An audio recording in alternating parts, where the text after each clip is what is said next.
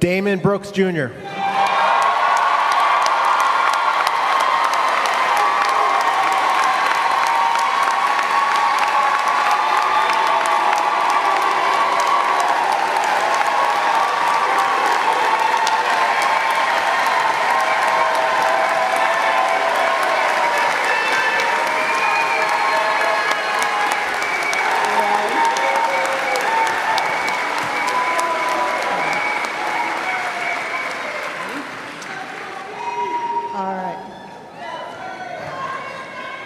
Please be seated.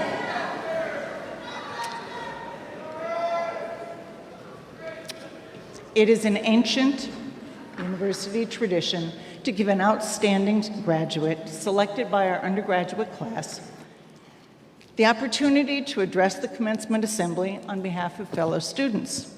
This year, they have selected Damon Brooks Jr. Damon is a senior journalism major from Tacoma Park, Maryland. I'll let Damon share more about his story, but he is one of the most inspiring people I have ever met. He sets an example for all of us in perseverance and determination to succeed, and we're going to miss seeing him every day in Knight Hall. Damon interned last summer with the USA Today Sports Department and will intern with the Washington Post this coming summer as part of the Sports Journalism Institute's class of 2023.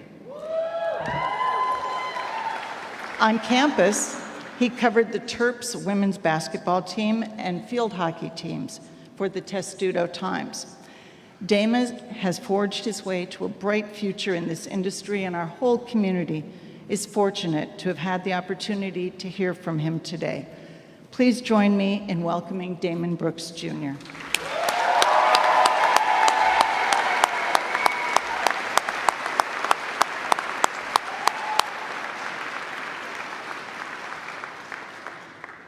Good morning.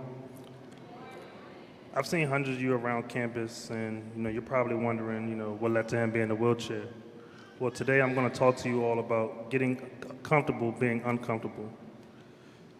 Like Rachel Scott said earlier, 2 days before my 19th birthday, I was involved in a wrestling accident where I was slammed on my neck in my college dorm room that left me paralyzed from the waist down.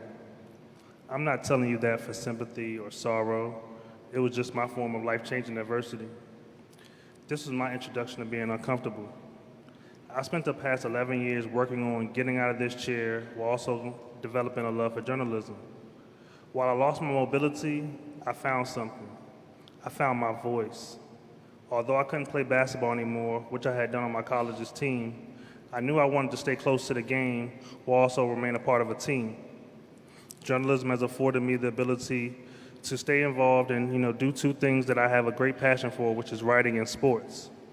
I've made lifelong friends and mentors at Merrill who have been encouraging, supportive in my journey to become a sports journalist. Through my encounter with adversity, I have learned valuable lessons that have driven me to this special day with all of my outstanding classmates. Sometimes you can't control what knocks you down in life. Staying down is a choice. But what we can control is our attitude, our impact on others, and our ability to keep pressing forward despite the circumstances. Life's not easy for me, not easy for you, not for anyone. There were instances at Merrill where school seemed overwhelming at times. When Merrill says they train fearless journalists, oh, they mean it. They create a newsroom vibe that forces students out of their comfort zone to get acclimated to this new setting. Once you're comfortable being uncomfortable at Maryland, that's when you'll grow as a journalist and as a person. You'll develop skills in interviewing, writing, producing, photography, or any other form of journalism that you may desire. At Merrill, you are taught to be factual and to report the truth. And if you don't oblige, you'll get a Merrill F. Trust me. Like my classmates, we all strive to make the requisite improvements to live up to Maryland standards. The first time I took a course at Merrill was during COVID, and that's when I knew this wasn't an ordinary school. Classes were held virtually as schools was closed at this point. It was a difficult adjustment period for students and professors, but we all made it work together. They challenged you from home as if you were in person. Professors were adamant you had your camera on when you were barely awake for class. They wanted us to participate even first thing in the morning. And when I think of that, I found a lesson in that. Things are going to happen in life that we just can't control, we cannot foresee. But you must move forward and adjust as best as possible. The students at Merrill are the reason why I'm here today. Their support and kindness has been instrumental in my journey as a Terp. I would be remiss if I didn't thank everyone who's been instrumental in my journey. I want to thank my mom, my maternal and paternal grandparents,